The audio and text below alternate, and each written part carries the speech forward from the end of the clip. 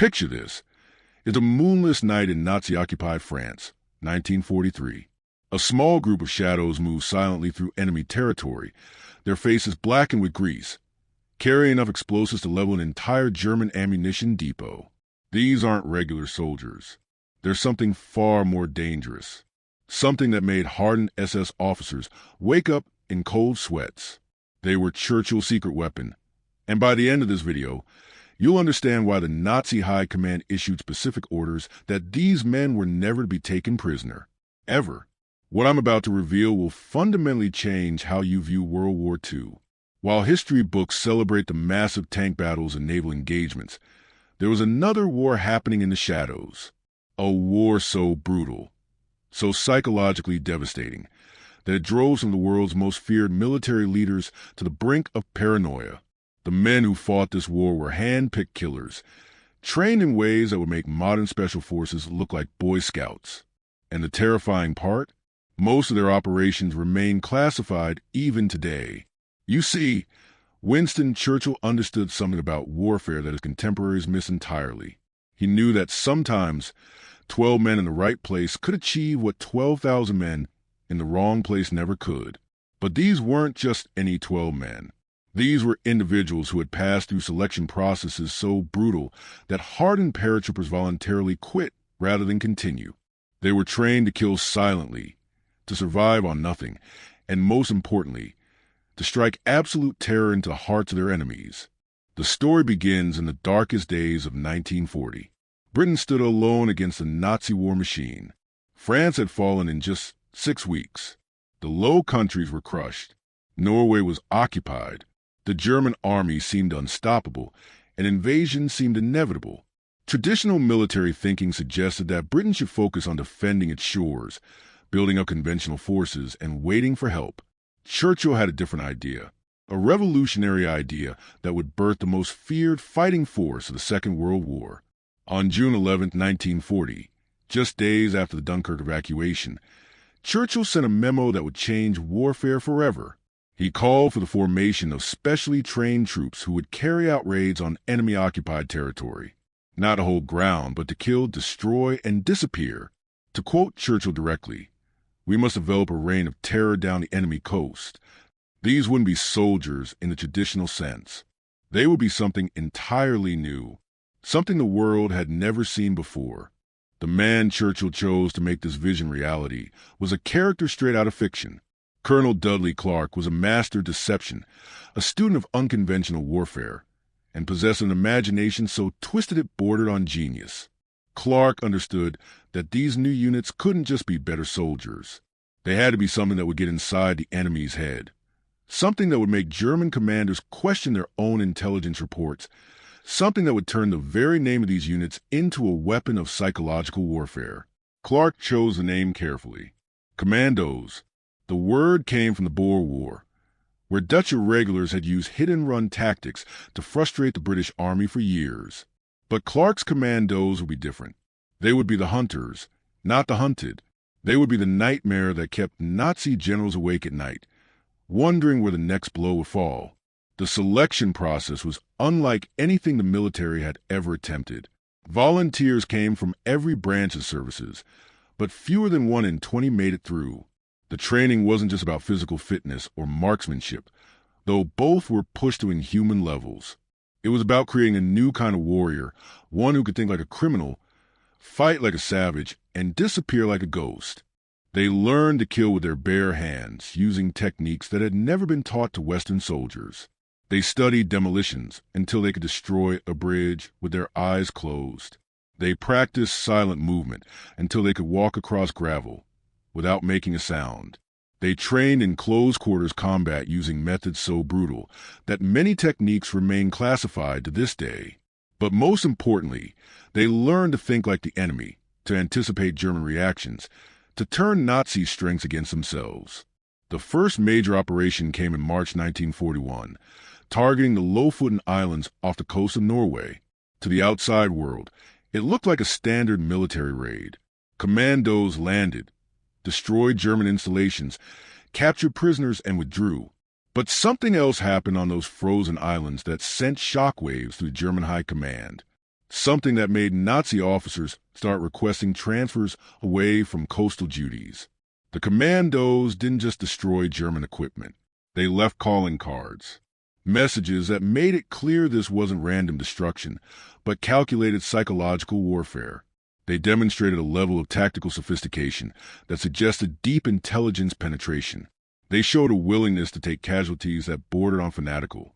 Most disturbing of all, they showed a complete disregard for conventional rules of warfare that made hardened Wehrmacht veterans deeply uncomfortable. But the operation that truly established their terrifying reputation came 6 months later, in December 1941. The target was a seemingly impossible one: the German radar station at Berneval, on the coast of occupied France. The facility was heavily guarded, surrounded by minefields, and protected by quick-reaction forces that could arrive within minutes. Military analysts called it impregnable. Churchill's commandos called it Tuesday. Major John Frost led a force of just 120 men on what should have been a suicide mission.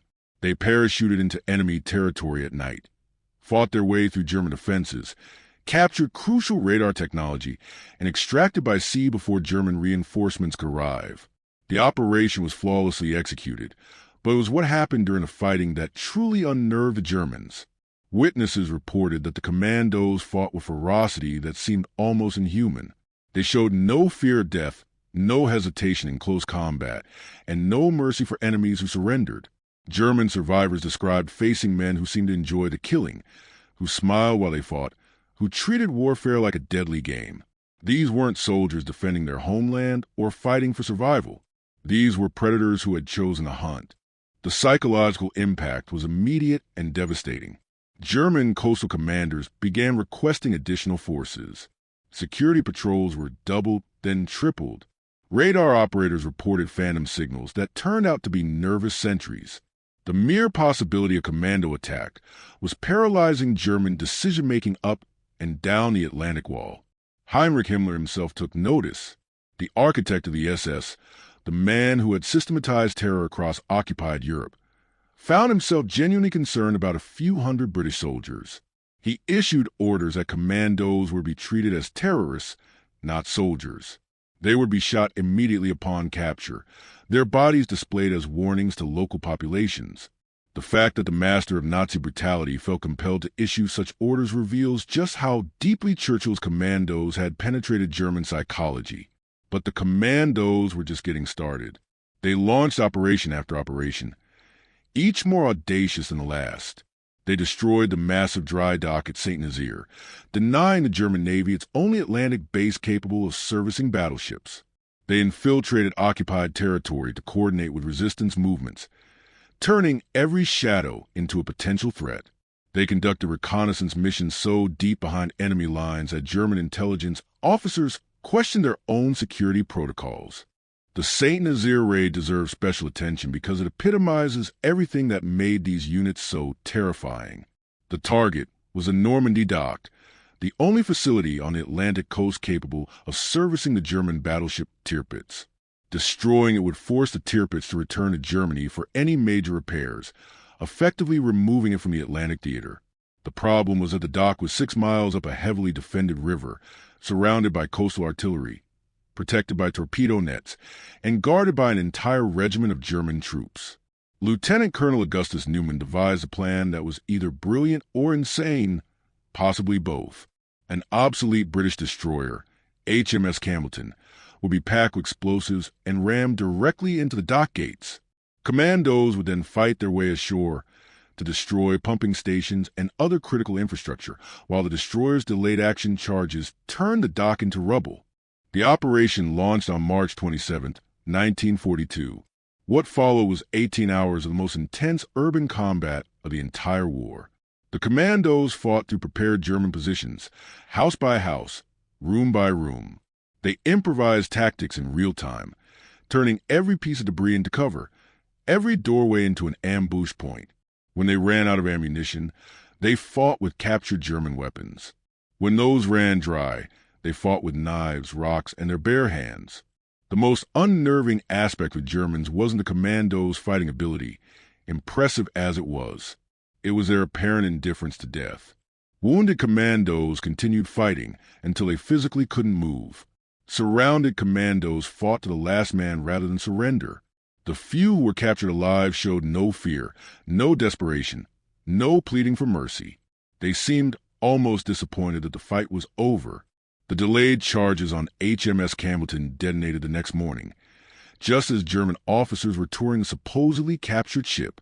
The explosion was visible from 20 miles away and completely destroyed the massive dock. But more importantly, it demonstrated that nowhere was safe from Churchill's commandos. If they could penetrate the heart of occupied France and destroy a target that size, what couldn't they do? The German response was swift and revealing. Hitler himself issued the notorious Commando Order, mandating that all captured commandos be executed immediately. The order violated the Geneva Convention and would later become evidence in war crimes trials, but revealed just how deeply these units had shaken Nazi confidence. The master race had found something it genuinely feared, but the commandos were evolving, becoming something even more dangerous. They began coordinating with other special units, sharing intelligence and techniques. They started training local resistance movements, multiplying their effectiveness exponentially. Most ominously from a German perspective, they began operating in larger formations, conducting operations that looked disturbingly like the opening moves of a major invasion. The formation of No. 30 Assault Unit marked a new phase in commando evolution. This unit wasn't just designed to kill and destroy. It was designed to capture specific intelligence targets, to steal German secrets while German bullets were still flying. Led by Lieutenant Commander Ian Fleming. Yes, the future creator James Bond, 30 Australian dollars represented the perfect fusion of intellectual warfare and physical violence. Fleming's unit operated under rules that would have horrified conventional military commanders. They were authorized to shoot German prisoners who couldn't be evacuated with captured documents. They carried forged papers allowing them to impersonate German officers. Most disturbingly, they were trained to torture captured Germans for information using techniques that the official histories still won't describe in detail. The unit's most significant operation came during the final phase of the war in Europe. As Allied forces advanced into Germany, 30 Australian dollars raced ahead of conventional units to capture Nazi research facilities before German scientists could destroy their work. They captured rocket technology, nuclear research, and cryptographic materials that would shape the entire Cold War. But they also captured something else. German files that revealed just how successful their psychological warfare had been. Those files painted a picture of an enemy that had become genuinely paranoid about commando attacks. German commanders were requesting transfers rather than serve in coastal areas where commandos might strike. Resources that should have been used for combat operations were instead devoted to anti-commando security measures. Entire divisions were tied down in defensive roles because of the threat posed by a few hundred elite soldiers. The most revealing document was a German intelligence assessment that attempted to analyze commando tactics and psychology. The report concluded that these weren't normal soldiers fighting for normal military objectives. They were described as fanatical warriors who seemed to fight for the sheer joy of combat, who viewed death not as something to be avoided but as an acceptable price for inflicting damage on their enemies. The report recommended that German forces avoid close combat with commandos whenever possible, advice that would have been unthinkable from the supposedly master race just a few years earlier. But perhaps the most telling evidence of the commandos' psychological impact came from an unexpected source: German desertion rates. Statistical analysis revealed that Wehrmacht units that had encountered commandos had significantly higher rates of unauthorized absence, self-inflicted wounds, and outright desertion than units that hadn't. The mere knowledge that commandos were operating in an area was enough to affect German morale, even among troops who had never seen combat. The commandos had achieved something unprecedented in military history. They had turned themselves into a strategic weapon through pure psychological impact. A few thousand men had tied down hundreds of thousands of German troops, not through superior numbers or firepower, but through the careful cultivation of terror. As the war drew to a close, Churchill's secret special forces faced an unexpected challenge: their own success. The conventional military establishment, uncomfortable with units that operated outside normal command structures and ignored traditional rules of engagement, began pushing for their disbandment. The argument was that in peacetime, such units were unnecessary and potentially dangerous to democratic society. Churchill fought to preserve his commandos, understanding that the World War might be ending, but that new conflicts were already emerging. He recognized that the Soviet Union represented a different but equally serious threat, one that might require the same kind of unconventional response that had proved so effective against Nazi Germany. But political pressure was mounting, and by 1946, most commando units had been disbanded or absorbed into conventional forces. The legacy, however, lived on. The techniques developed by Churchill's commandos became the foundation for every special operations unit that followed. The Special Air Service, the Navy SEALs, Delta Force, and countless other elite units all traced their lineage back to those first commandos who learned to fight in the shadows of occupied Europe. More importantly, they had demonstrated that warfare was as much about psychology as firepower, that a small group of properly trained and motivated individuals could achieve strategic objectives that entire armies couldn't accomplish through conventional means. They had shown that in the modern world, the ability to strike anywhere, anytime, without warning, was perhaps the ultimate military capability. The men who served in Churchill's secret special forces were ordinary people who had been forged into extraordinary weapons. They came from every walk of life: factory workers, teachers, clerks, farmers, aristocrats. What united them wasn't background or education, but a willingness to do whatever was necessary to defeat fascism, regardless of the personal cost. Today, as we face new global threats and unconventional enemies, the example of Churchill's commandos remains as relevant as ever. They remind us that sometimes the greatest strength isn't found in massive armies or advanced technology, but in the determination of individuals who refuse to accept defeat. They showed us that terror, properly applied, can be a force for liberation rather than oppression. The next time you hear politicians debate military spending or strategy, remember the lesson of Churchill's commandos. Sometimes, the most effective solution isn't the most expensive one. Sometimes, 12 good people in the right place really can achieve what 12,000 people in the wrong place never could. And sometimes, the greatest victory isn't won on a battlefield, but in the mind of your enemy. That psychological victory, achieved by a few thousand volunteers who learned to fight like demons and disappear like ghosts, may have been one of the most important military achievements of the 20th century. It certainly terrified the Nazis. And perhaps, in our own uncertain times, that's a lesson worth remembering.